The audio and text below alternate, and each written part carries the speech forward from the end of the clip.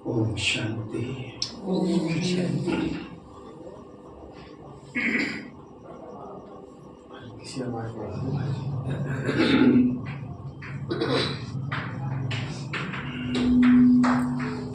ओम शांति। ओम शांति।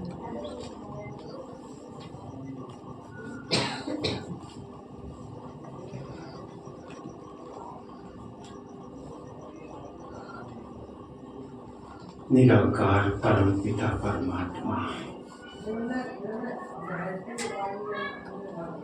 परम प्रिय परमात्मा अर्थात परमात्मा कि हम सभी संतानें सभी ने बाबा को आज दो दफे भोग लगाया। सुबह अमृत वेले भी, फिर सुबह क्लास के समय, और अभी बाबा ने एक सेवा दी जिसके कारण हम लेट भी हो गए। हमने तो बहनों से भाइयों से समय दिया था कि शाम को 3 बजे और सुबह 7 बजे, परंतु हम ही लेट हो गए क्योंकि दूसरी जगह जाना हो। ये लेट नहीं होगा। और लेट भी नहीं है, लेकिन क्लास जो हमने रखी थी उसके आधार से तो लेट है। उसके आधार से तो वैसे रोज की जो क्लास चलती थी तो कोई बात नहीं, लेकिन समय चेंज किया। बाबा कहते बच्चे नियम और मर्यादा का ध्यान रखो। नियम कैसे हो, मर्यादा, समय की भी मर्यादा है ना। सुबह अमृत वेले करते मर्यादा है ना।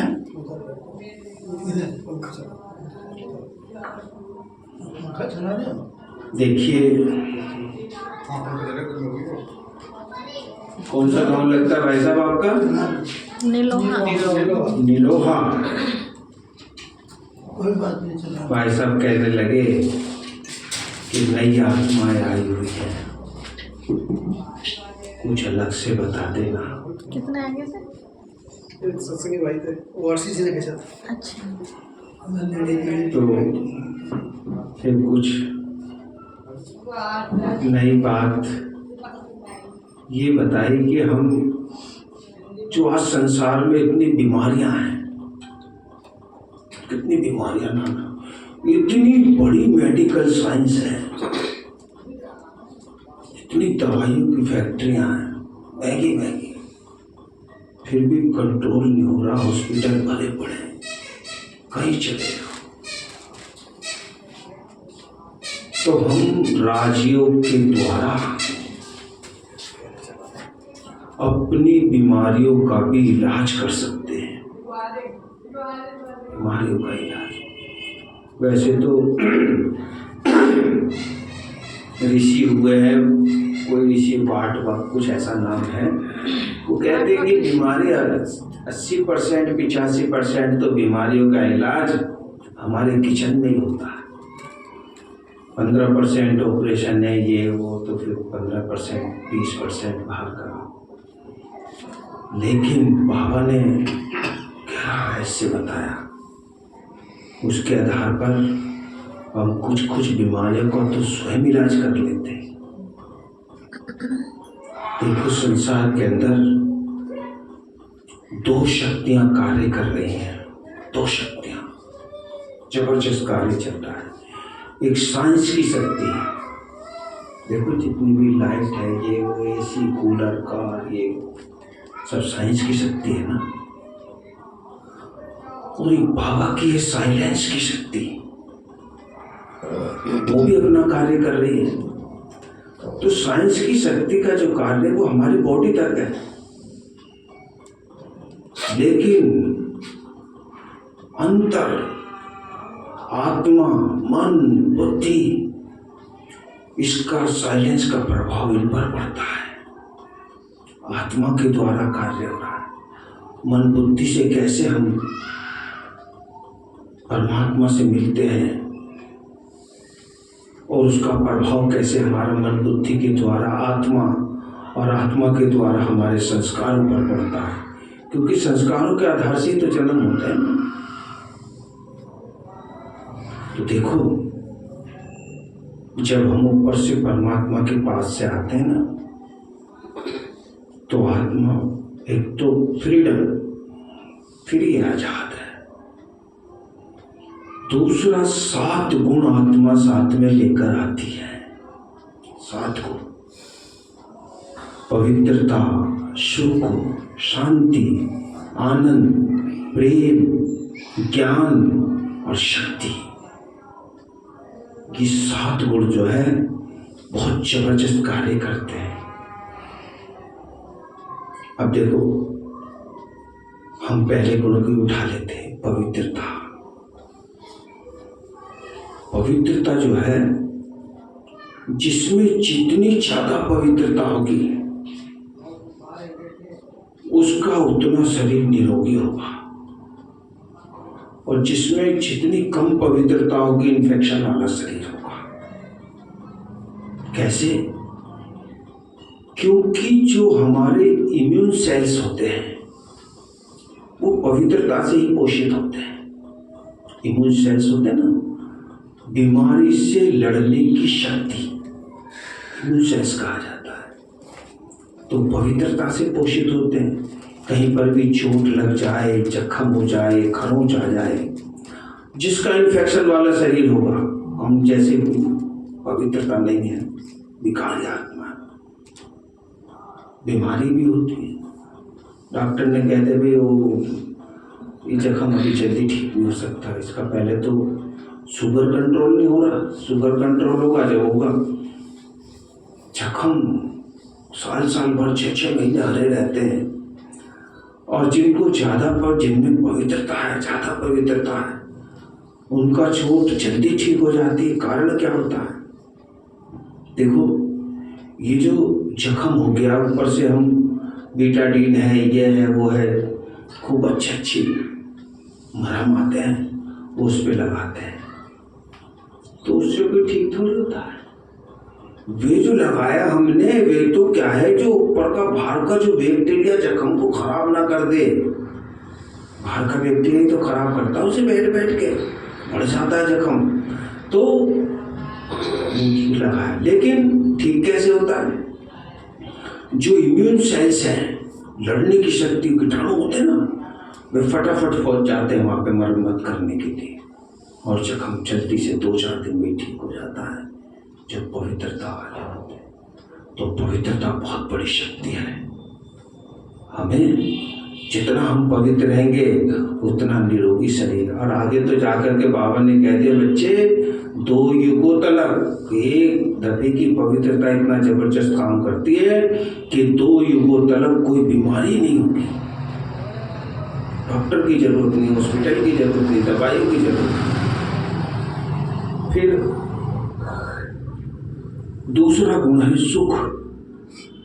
अब इसमें प्रश्न खड़ा होता है भाई जी, हाँ बोलो। पवित्रता में कि इतने बड़े बड़े ऋषि मुनि रहे, हमारी दादियाँ भी हैं उसमें, क्या वो पवित्र नहीं थी? नहीं, पवित्र थे, लेकिन पास्ट का भी तो हिसाब किताब बहुत जबरदस्त होता है ना। लेकिन बाबा ने क्या कहा, 21 जन्म तो क्या, 3/4 तुमको सुख मिलता है।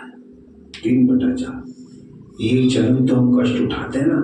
तो पवित्रता का प्रभाव, क्योंकि आज के थापे हुए कंडे आज नहीं चलते। हाँ, तो ये कह सकते हैं वो इस जन्म की पवित्रता की बात नहीं है। पवित्रता आगे भी तो कार्य करती है ना, आगे भी कार्य करती है। और फिर देखो यहाँ पे भी जो जैसे बताया ना, डॉक्टर ने कह दिया कि भाई जब तक जो है शुगर कंट्रोल नहीं होगा, बीपी कंट्रोल नहीं होगा, तो जख्म हरा रहेगा। तो वो बीमारियां काय की वजह से आ रही है?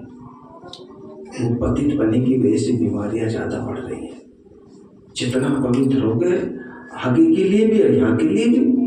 आगे के लिए तो है ही, क्योंकि सारा खेल ही सतयुग के लिए चल रहा है। हाथ में तो संस्कार ले जाके भी देखो, कोई व्यक्ति बहुत बुरे कर्म कर रहा है, इतने बुरे कर्म कर रहा है और इतना सुख भोग रहा है, और मृत्यु भी बहुत अच्छी हुई, क्योंकि पास्ट के संस्कार, पास्ट का अकाउंट इसका बहुत बढ़िया था। पास्ट का हिसाब किताब है, पास्ट का हिसाब किताब, वर्तमान का नहीं कह सकते। हाँ, तो इस तरह से वो कार्य करता है। अब देखो दूसरा गुण लेते हैं सुख, पवित्रता, सुख, शांति।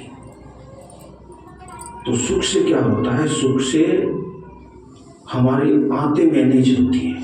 आंतें, जो हम खाना खाते हैं ना, वो हमारी आंतों में जाकर पचता है। अगर देखो सुख जो है, सुख का दूसरा नाम खुशी है। खुशी होगी तो सुख होगा, सुख होगा तो खुशी होगी। खुशी से हमारा लीवर भी कार्य करता है। और बाबा तो कहती है बच्चे, खुशी जैसी कोई खुराक नहीं। खुशी जबरदस्त खुराक है, बीमारियों का उपचार करती है खुशी। तो आंतों में जाकर बचता है। यदि हम खुशी से खाना नहीं खाते, गुस्से में, चिड़चिड़ेपन में, तो खाना जो है वो आंतों में जाकर रुक जाता है, सड़ता है। फिर क्या होता है कि नई बीमारी पैदा हो जाती है, इसे कहते थे अल्सर। आंतों में जख्म हो जाते। इसलिए अपनी आंतों को स्वस्थ रखना है। कभी गुस्सा आ रहा हो, कभी टेंशन हो, बहुत ऐसी स्थिति हो, खाना छोड़ दो, बाद में खा लो, नहीं तो खाना बचेगा नहीं, हाथों में सड़ेगा, अल्सर की बीमारी हो जाएगी। भूख लग रही हो तो नहीं, उस टाइम पे भूख, गुस्से में तो वैसे ही भूख नहीं लगती, उड़ जाओ वैसे थाली बैठ रहे आप गुस्से में ठीक है। खाली पेट तो और ज्यादा अब गुस्सा आ देखिए गया। कैसे कैसे कार्य कर रहे हैं ये गुण, कैसे कार्य कर रहे हैं। फिर शांति आता है, शांति। अब देखो शांति से हमारे फेफड़े कार्य करते हैं। फेफड़े जो है ऑक्सीजन को शरीर के रोम रोम तक पहुंचाते हैं, है ना। एक हमारे दोस्त है, मुझसे मिलने के लिए गए, तो डॉक्टर ने कहा कि भाई, मैं उनसे मिलने गया तो बीमार थे, मैंने कहा चल यार इसका कोई करने वाला नहीं, दवाई दिला देते। डॉक्टर के पास ले गया। डॉक्टर कहने लगा भी 2 टेस्ट करा के लाओ, एक ब्लड के टेस्ट लिख दिया, एक चेस्ट का एक्सरे लिख दिया। मैं करा के लाया फटाफट, हैं इमरजेंसी में करा के। डॉक्टर कहने लगा देखते के साथ, क्या ये शराब पीते थे? मैंने कहा जी पीते थे। बीड़ी सिगरेट भी पीते थे? हाँ जी। गुटखा भी खाते थे? हाँ जी। भाई इसके तो फेफड़ों पे दाग आ गए हैं, टीबी बोलते हैं, टीबी हो गई है। तो टीबी कब हुई? जब वो शराब पीता था, गुटखे खाता था, बीड़ी सिगरेट पीता था। आज होते बच्चे की भी टीबी है। उसने तो कोई कर्म नहीं करा, अभी कर्म क्षेत्र कराया, किसी के दिल में छेद है, कोई ब्लाइंड है, कोई अपाहिज है, बिना दारू वाला क्योंकि आत्मा संस्कार ले जाती है, संस्कारों के आधार से जन्म हो रहे हैं। तो शांति जो हमारा कार्य करती, कौन सा शांति चल रहा है जी? शांति। शांति से हमारे फेफड़े कार्य करते हैं। इसलिए जितना हो सके अगर फेफड़ों को सही रखना है तो बाबा कहते हैं शांत चित्त, चित्त को शांत करो। आवागमन में तो बहुत हलचल होगी, बहुत परिस्थितियां चेंज होने वाली है, तो जितना हो सके हमें शांति में रहना है। इसीलिए तो मौन भट्टी व्रत की आदत पड़ जाए, शांति में रहने की, तपस्या, है ना। तो यदि हमें अपने फेफड़ों को ठीक रखना है तो जितना शांति में रहेंगे उतना फेफड़े बढ़िया कार्य करेंगे, ऑक्सीजन बढ़िया बनेगी, अंदर तक ऑक्सीजन पहुँचे। फिर आता है पवित्रता, सुख, शांति, आनंद। अब देखो आनंद, सुख अलग चीज है, आनंद अलग चीज है।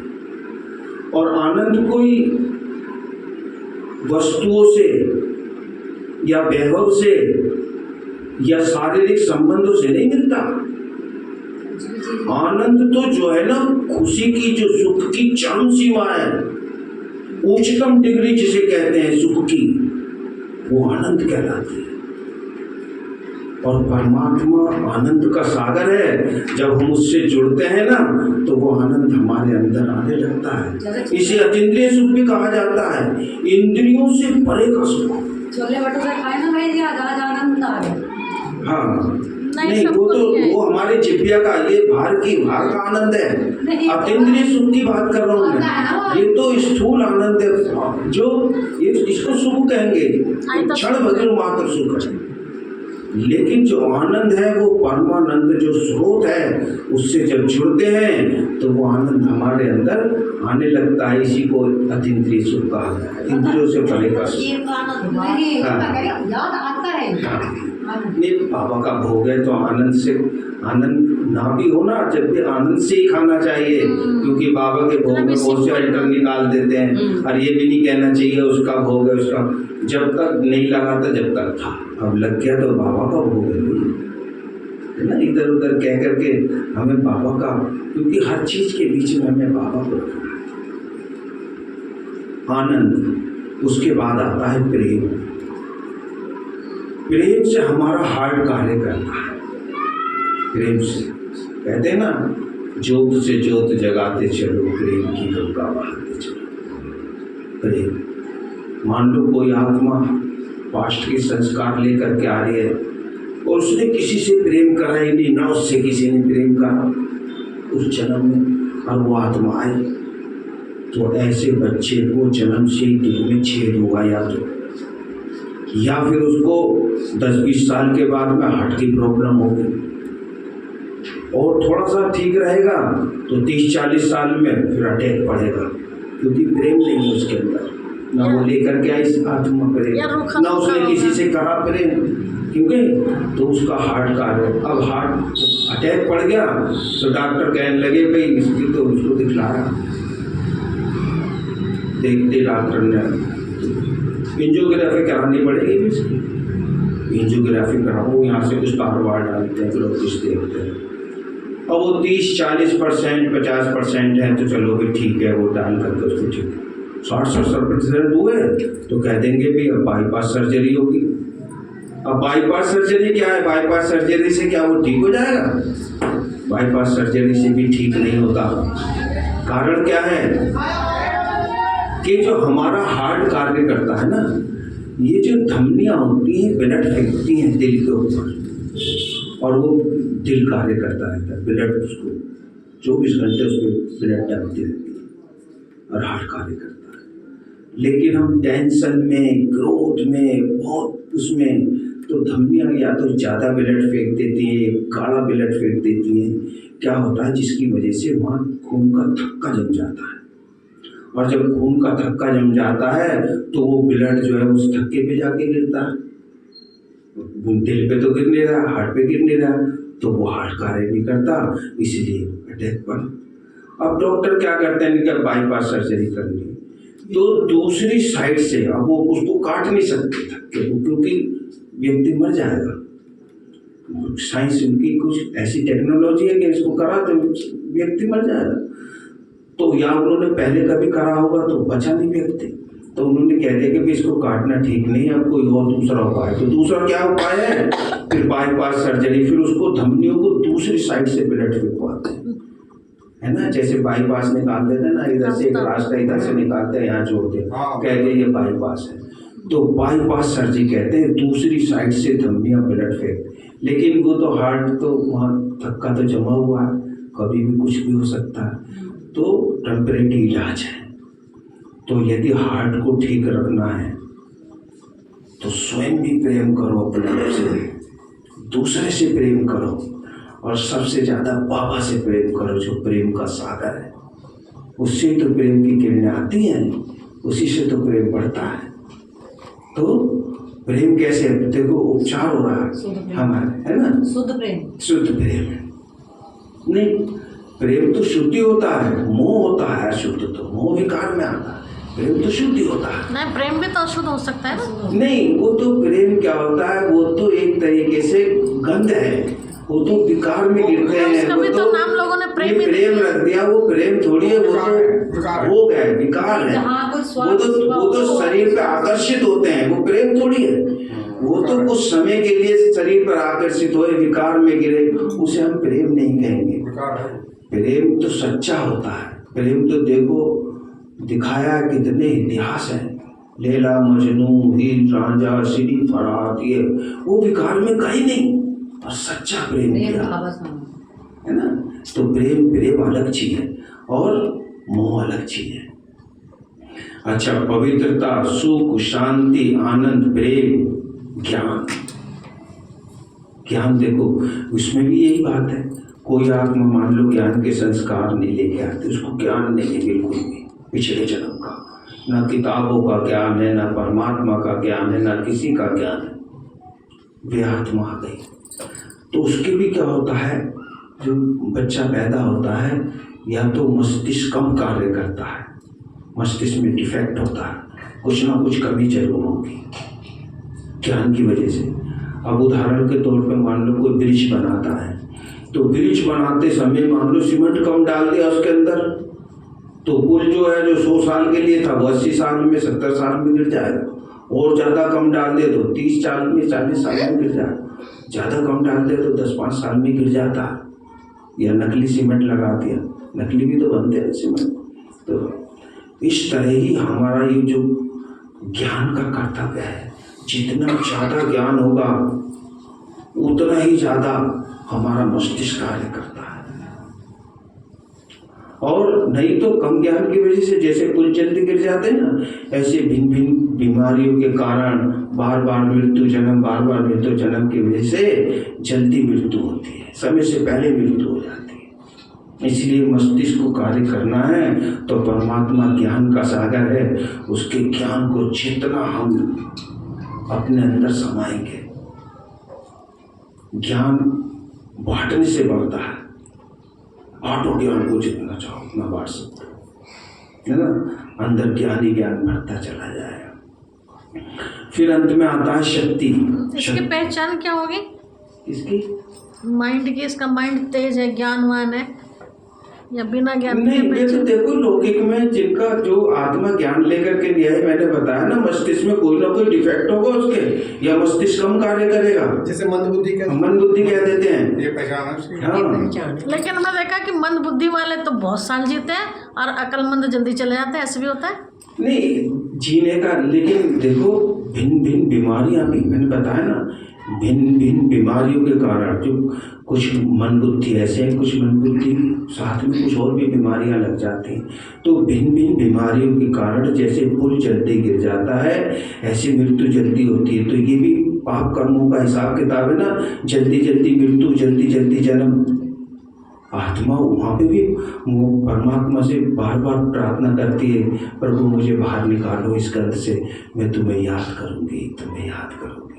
ज्ञान का तो भाई जिसका भी पता चलता है ना, एक तो पढ़ाई का ज्ञान हो गया, हाँ। है ना, एक हमारे घर चलाने का ज्ञान हो गया, घर चलाने, रोटी बनाना, ये कुछ भी काम करना है, सब ज्ञान नहीं बच्चा थोड़ी कर रहा है इस कार्य को, लेकिन बचपन से ही पता लगने लगता है कि इसमें कितना ज्ञान है, उसकी एक्टिविटी से बच्चा पता उसकी चलता एक्टिविटी बताने लगती है ना। ये तो बड़ेपन की आपने बात बताई, वो तो बच्चे से जन्म से जैसे दिल में चीज बताया मैंने। हाँ। अब लास्ट में आता है शक्ति, ज्ञान और शक्ति। तो शक्ति क्या है, शक्ति कैसे कार्य करती है? अष्ट शक्ति बाबा ने यहाँ पे, आत्मा ऊपर से आती है, शक्तियाँ भी होती हैं, गुण भी होते हैं। तो बाबा ने जो यहाँ पे खेल दिखाया ना अष्ट शक्तियों का, उदाहरण भी है, चित्र भी है अष्ट शक्तियों के। तो अष्ट शक्तियों से मिलकर हमारे शरीर का तंत्र बनता है, रक्त है, हड्डियाँ हैं, मांस है, ये सब उससे हमारा जो शक्तियाँ हैं वह कार्य करती हैं। अब 3 शक्तियाँ ऐसी हैं जो बाबा ने शक्ति बताई, एक सहन शक्ति, एक सामना करने की शक्ति और एक परखने की शक्ति। याद रखेंगे, सहन शक्ति, सामना करने की शक्ति और परखने की शक्ति। अगर जिस आत्मा में नहीं होगी उसी की हड्डियों की बीमारी होगी, हड्डियों में दर्द, बाएं का दर्द, हड्डी टेढ़ी मेढ़ी हो जाना, कुछ हो जाना। जैसे हमारे घुटनों में। हाँ, तो कुछ ना कुछ क्या कारण हुआ, शक्ति की कमी, आत्मा कम उस लेकर के आती है, या जैसे भी कुछ है यहाँ धारणा हमने, मतलब तीनों शक्तियाँ ही नहीं है उसके अंदर। हाँ, ये शक्तियों की कमी के कारण, देखो मैं अपना अनुभव बताता हूँ कैसे कार्य करती हैं। चलो अनुभव बाद में बताएंगे, इस बात को पूरी कर लेते, फिर अनुभव बताएंगे, फिर ये समझ आएगा ना जैसे।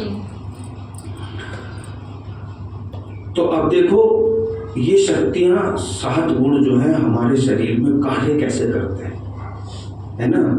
इनका कार्य करने का जो संचार है वो है हमारा मन। मन के द्वारा ये कार्य करते हैं सातों गुण। अब मन कैसे कार्य करता है? मन जो है ना, मन के 4 चैनल होते हैं। जैसे टीवी चैनल होते हैं, टीवी का एक चैनल पे कितने कितने प्रोग्राम आते हैं, तो मन के 4 चैनल होते हैं। पहला चैनल है विचार। मन में विचार आते हैं, विचार सारे मन में ही आते हैं, संकल्प शक्ति जिसे कहते हैं, विचार। दूसरा है भावनाएं, तीसरा है वृत्ति और चौथा है स्मृति। अब मान लो कोई बहुत अशांत है, शांति नहीं मिलती, तो शांति कैसे मिलेगी? शांति मिलती है हमें शांति के विचारों से। अब चैनल कार्य करते हैं शांति के विचारों से, शांति की भावनाओं से, शांति की वृत्ति माना आदत होगी, और शांति की स्मृति। स्मृति बाबा ज्ञान का सागर है, शांति का सागर है। खो जाओ उसके अंदर, याद करो उसे, एकदम शांति आने लगी। तो ये 4 चैनल कार्य करते हैं। ये 4 चैनलों के द्वारा वे सातों गुण कार्य करते हैं। उसके बाद देखो, एक और उदाहरण के तौर पे मैं बताता हूँ। मान लो किसी को हार्ट की बीमारी हो गई, उपचार कैसे करें, है ना? करना राजयोग के द्वारा हम अपना उपचार भी कर सकते हैं। तो उपचार कैसे करें? तो उपचार के लिए जो है, अब मैं थोड़ा सा बताता हूँ कि जैसे बाहर नालियाँ हैं, नालियों के अंदर कीचड़ पट्टी जम जाती है, नाली ब्लॉक, कैडी कीचड़। अब हमने नल खोल दिया कि चलो पानी से निकल जाएगा, और पानी या तो ऊपर से बह के निकल गया, क्योंकि हार्ड हो गई ना, या बाहर को बह गया, बाहर से बह करके नाली में मिला, या बाहर को बह रहा, तो दोनों का कारण। अब हम क्या करते हैं, उसको कीचड़ पट्टी को हटाने के लिए हम जो है बाल्टी में पानी भर के और उसका हैंडल पकड़ के और पीछे से जो घेरा होता है उसको पकड़ के और जोर से फोर्स से फेंक के मारते हैं, तो धर धर करके वो पट्टी हट जाती है, फट जाती है। और फिर 2-3 दफे बाल्टी मार दी तो बिल्कुल साफ हो जाएगी, और वो साफ हो जाएगा, पानी जाने लगेगा ना। तो हमें भी अगर हार्ट की प्रॉब्लम हो रही है, देखो एक मिसाल बता रहा हूँ, फिर अलग अलग बीमारियों पे अपना करना जैसे भी। तो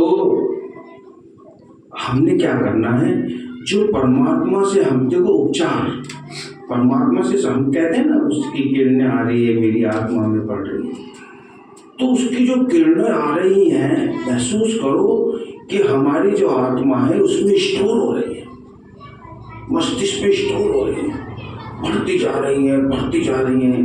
आधा घंटा 1 घंटा जितना कि आपने स्टोर करो, और फिर एकदम संकल्प करो कि फोर्स के साथ में एकदम उसको छोड़ दिया हमने। जैसे नाली में फेंका ना पानी, तेजी से फोर्स के साथ में हमने फोर्स के साथ में छोड़ दिया, एकदम धड़धड़ करती हुई वे नसों में जा रही है और ब्लॉकेज खुलते जा रहे हैं। संकल्प करो, ब्लॉकेज खुलने लगेंगे तो उपचार होगा। मैं मेरे स्वयं का अपना अनुभव बताता हूँ, मैं बीच में बताना जा रहा था, लास्ट में बताता हूँ। हाथे भी मजबूत हो जाएंगे, हाथे भी मजबूत होंगे, क्यों नहीं होंगे? क्योंकि उपचार हमारा ठीक होना चाहिए। हमारा जो ऐसे नहीं ऊपर ऊपर के मन से हम उसको करें, अरे फिर तो भाई ने बताया था हुआ तो कुछ नहीं, हमने उसको ठीक रीति किया या नहीं किया, है ना? तो देखो, मैं 2004 में ज्ञान में चला था, और लोग बाग कहते हैं ना, अबे यार इससे तो मेरी भक्ति ठीक थी, जब से ज्ञान में आया हूँ कोई ना कोई बीमारी ये वो लग गई। मुझे भी डिस्क की प्रॉब्लम हो गई, कौन सी L4 L5 होती है ना, वो डिस्क हटी हुई है मेरी, मैं बेल्ट लगाता हूँ। तो मैं मधुबन गया था, मैंने सपन भाई से कहा, मैंने कि भाई ऐसे ऐसे दिक्कत आ रही है, और मैं इलाज भी कराया, वो तो ऑपरेशन बताते हैं, तो इनके बेल्ट लगाते हो। मैंने कहा बेल्ट देखी उन्होंने, तो बेल्ट खराब हो रही थी। बेचारे ने मुझे नई बेल्ट बना के दी। वहाँ से बेल्ट मिली नहीं तो किसी भाई से बेल्ट लेके आया और उसको देख दाग के उसने पट्टी वट्टी फंसा के लोहे की मुँह से, वहाँ तो सारे कांटे होते हैं, वो सब बनवा के लाया पट्टी, उसमें वो फंसाई टीन की पत्ती वगैरह, और भैया उसने वो बेल्ट बनाया। फिर कहने लगा मैं तुम्हें सूरज भाई से मिलवाऊंगा। अब 1 दिन 2 दिन में, भाई तो बहुत बिजी लाइफ है उनकी, कहाँ किसी से जल्दी से मिलते हैं। कभी मधुबन में आए तब तो मिल सकते हैं, नहीं तो ज़्यादातर दूर ही रहता है। उन्होंने बुला लिया आज, उन्होंने बुला लिया आज, उन्होंने बुला, देश विदेश की सेवाएं। अरे मैंने कहा नहीं आएंगी, कोई बात नहीं, फ़ोन पे तो बात करो, फ़ोन नंबर तो है, फ़ोन नंबर पे बात करिए। तो फ़ोन पे बात करी तो उन्होंने कहा यही मुझे तरीका बताया जो मैंने अभी आपको बताया ना। तो जहाँ जो बीमारी शरीर के अंदर है वहाँ फोकस डालो। परमात्मा से जो लाइट हमारी आत्मा में आ रही है, हमारे से होते हुए जहाँ जहाँ भी लोग, मान लो ये डिस्क की प्रॉब्लम क्या होती है, मांस की गद्दियाँ होती हैं जो रीढ़ की हड्डियों के अंदर, जो ये कमर है जो हमारा बैकबोन जिसे बोलते हैं, मांस की गद्दियाँ होती है, उसके अंदर लोग की ज़्यादा है, बहुत बारीक बारीक नसें उतर रही हैं, और वो गद्दियों के बीच में कहीं आती है, दबती है तो दर्द होने लगता है। आप विश्वास नहीं करोगे, देखो कोई दवाई गोली नहीं खाता, वही मैंने बहुत दिन तक और मुझे असर हुआ। आज मैं ये गारंटी नहीं कहता कि मैं 100% ठीक हो गया, परंतु 80% ठीक हूँ भाई जी, 80%। कोई दवाई नहीं, कोई कभी बहुत तेज दर्द होता कुछ होता है तो एक आध पेन किलर ले लेते हैं, नहीं तो परमात्मा ने इस तरह, तो मैं ये बताना चाह रहा था कि हम अपनी बीमारियों का इलाज अपने राजयोग के द्वारा भी कर सकते हैं, सत्य है, कर सकते हैं, बिल्कुल सत्य है ये। ठीक है, रेड लाइट करो जी, फिर आगे का कार्यक्रम से।